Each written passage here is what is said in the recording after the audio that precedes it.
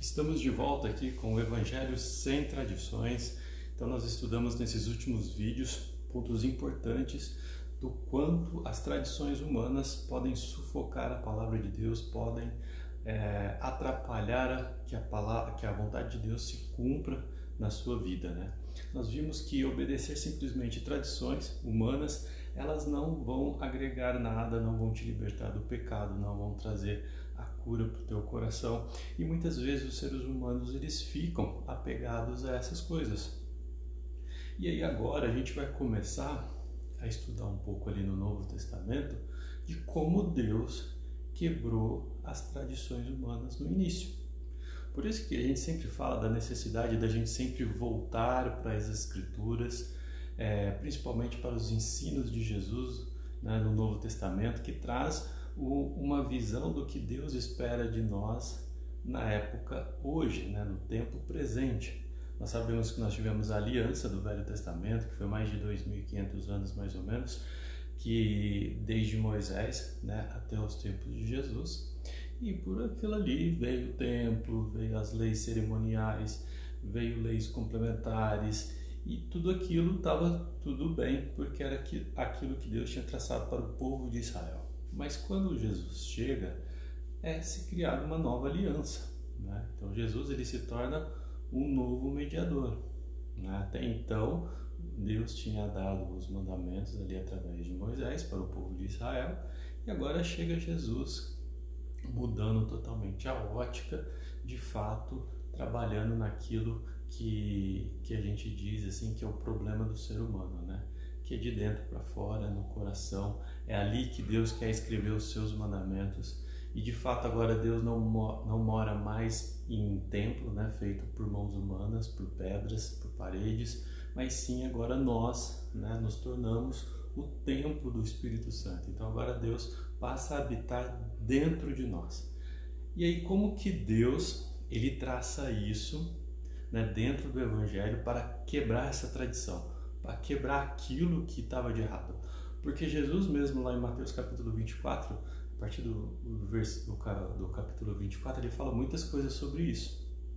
Ele censura os fariseus, se não me engano, capítulo 23, 24, e ele diz, olha, vocês pegaram o que Deus deu para vocês e tornaram em outra coisa, né? Vocês estão negando aí a fé, a justiça, a misericórdia para cumprir as tradições que vocês criaram dentro da ótica de vocês. E na visão deles era mais importante do que cumprir os mandamentos de Deus. Então, como que Deus ele vai mexer, né? E aí traz uma reflexão com cada um de nós. Então Deus traz João Batista, né? Deus levanta, né, João Batista, né, depois que o anjo vai, conversa ali com Zacarias, com Isabel, já eram velhos, e de um casal na sua velhice, Deus traz João Batista. E João Batista ele nasce num contexto religioso, que não é muito diferente dos nossos dias, né? As pessoas apegadas muito às tradições, né, ao templo, né? Tudo bem, aquela era a aliança da época, mas eles tinham transformado em coisas totalmente diferentes. Existia o Império Romano, né, que estava sob o domínio de Israel. Então muitos fariseus e saduceus começaram a fazer alianças políticas, então tinham cada um seu interesse ali, e ficou uma coisa muito distante daquilo que Deus tinha projetado para o povo dele. E aí chega João Batista totalmente diferente, né? Então João Batista ele vem do deserto. Então basicamente são 3 elementos, né? Ele vem com a palavra de Deus, deserto e usando a água, né? Então ele vem pregando arrependimento, que é a palavra que Deus havia dado para ele, em um deserto, e batizando as pessoas com água. Então totalmente diferente, né, do contexto atual, né? Então vejam um homem que surge do deserto comendo mel, gafanhoto, com roupas de couro, totalmente fora do contexto da época. Ou seja, Deus ele levanta uma pessoa que aparentemente era totalmente diferente, falando das questões externas, do que o povo se vestia na época, do que os sacerdotes se vestiam, todos pomposos, e vem João Batista só com pele de couro, bem simples, morando no deserto e pregando uma palavra fortíssima de arrependimento, chamando o povo para preparar o caminho para o Senhor, porque nada mais é do que João Batista estava cumprindo a profecia, que era a voz que clama do deserto, né? Aquele que ia proclamar ali a palavra de Deus, que ia preparar os corações, né, das pessoas para que pudessem receber os ensinos de Jesus, o Salvador, o Messias, que estava chegando, né, e que depois cumpriu todo o ministério, trouxe muitos ensinamentos para nós, morreu por nós numa cruz, ressuscitou no terceiro dia e vive está lá no céu, Jesus que é o nosso Deus. Então, assim, há uma das coisas que a gente precisa ficar bastante atento nas coisas que Deus faz conosco, que quando Ele quis preparar o coração das pessoas para receber o seu Filho, Ele manda um profeta totalmente diferente do cenário existente. E a pregação dele era uma pregação direta, objetiva, que ia como uma flecha no coração do ser humano. E a reação não era outra a não ser as pessoas se arrependendo, confessando os seus pecados, né? Então a gente vai usar alguns textos ali de Lucas, de João, que fala sobre João Batista. A gente não vai falar tudo aqui nesse vídeo, mas a provocação que fica nesse vídeo é para que você possa refletir, né? De que maneira que Deus, né, fez para quebrar essas tradições da época, né?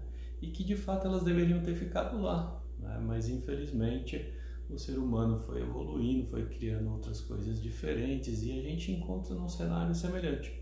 Então a gente precisa voltar para esse evangelho inicial e entender primeiramente a mensagem que Deus trouxe através de João Batista, e aí depois a gente vai desenvolvendo com Jesus e depois com os apóstolos, né, que a igreja ela inicia justamente ali no momento do Pentecostes, né, 40 dias depois, mais ou menos, que Jesus ele ressuscita, né, ele vai aos céus e ele envia o Espírito Santo sobre os discípulos ali bem na época da festa dos Pentecostes, e ali se cumpre a palavra, né, que Jesus havia dito: olha, depois que eu for até o meu Pai, lá no céu, eu vou enviar o Espírito Santo. E desce como fogo, os apóstolos começam ali a falar em outras línguas, né, que eram conhecidas, né, as outras pessoas não entendiam muito o que estava acontecendo, mas era o poder de Deus que estava descendo sobre os apóstolos, né, e ali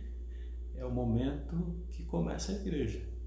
A igreja de Cristo começa nesse momento, não é antes e nem depois, é ali.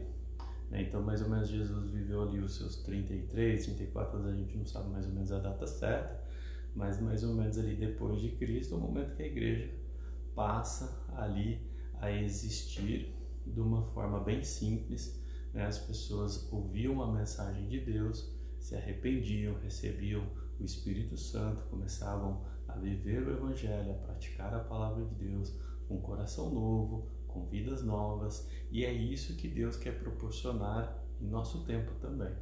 Então nós precisamos aí praticar essa volta para as Escrituras. Fica atento aí para os próximos vídeos, um grande abraço e até mais, que Deus abençoe a todos.